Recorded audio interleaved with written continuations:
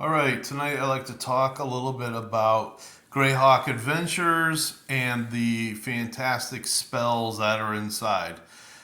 These were gathered by James M. Ward, probably from the former players themselves. Taking up nearly 21 pages are the magical spells by the famous uh, magicians, spellcasters, wizards of Greyhawk. Um, all well known. First, we have Bigby's spells, his spell list, his master full hand spells. You've got Bigby's Bookworm Bane. You've got Bigby's Feeling Fingers. Bigby's Dexterous Digits,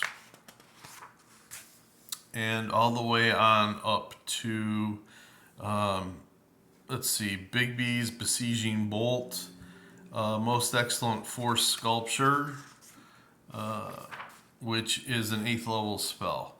So I would say that he's got quite a few interesting spells. You've got this Battering Gauntlet.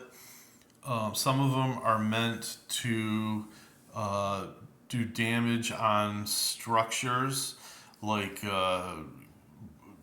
hard to break through doors and all that. Um, Otherwise, some of them might, if they're lucky, might be able to use them against monsters. Next, we have Dramage's spells, and he's got some excellent spells as well. Um, Here's one here called the Breath of Life, and it's a wizard's, probably a healing type of spell. Uh, you can hold your breath for 5 full turns. That's 50 minutes.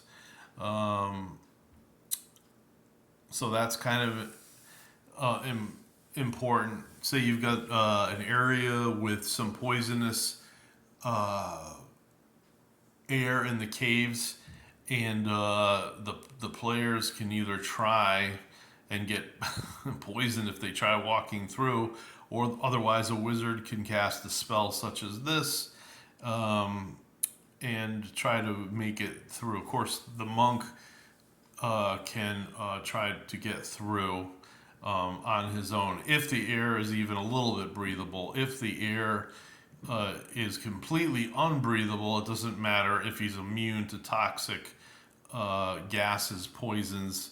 If there's no air, he can't get through.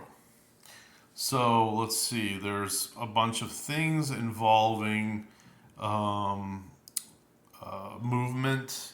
Uh, uh, it looks like he can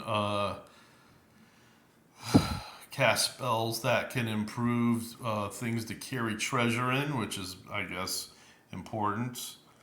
Here's one that's probably very popular if you've got it and you know what it is. Drawmage is instant exit. I remember one of the players getting that, and it helps. Um, Non-magical gas. Protection from non-magical gas. Toolbox.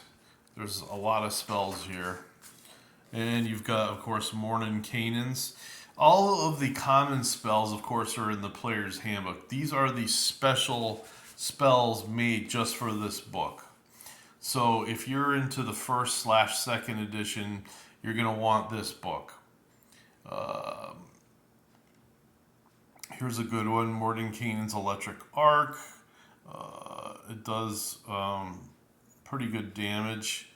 Um, all of these spells are also reprinted in the Wizard Spell Compendium if you ever come across that, but can't find this book anywhere.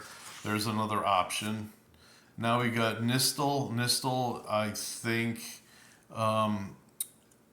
he was mostly a invoker. A lot of his stuff involves the changing of one thing to another. And you've got Otaluk spells.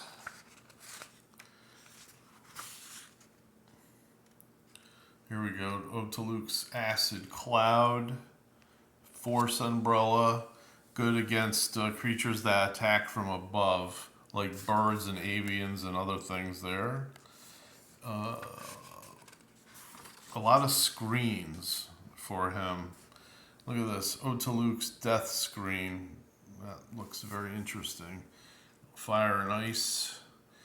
And then you've got Otto. Most of his spells are concerning musical instruments. He's got Chime of Release, Soothing Vibrations, Tones of Forgetfulness, Crystal Rhythms, Sure-Footed Shuffle, Drums of Despair. Very good. You've got a lot of some different spells there. And then you've got Rary. So they must have had great fun at Gary's table making wizards and making up all these spells. Finally, we got Tensor. And of course, he's one of the most famous wizards of all. That's pretty much it. Here's a picture of Tensor. This image was reused. It was essentially used in one of the modules, but that's supposed to be an image of Tensor. And this they just threw in the book for ha-has. You've got magic items of Greyhawk, and later on in the second edition, they have a softcover book with probably around 50, 60, 70 more magic items made for Greyhawk. So there's some things there to look for. Hey, have a great evening.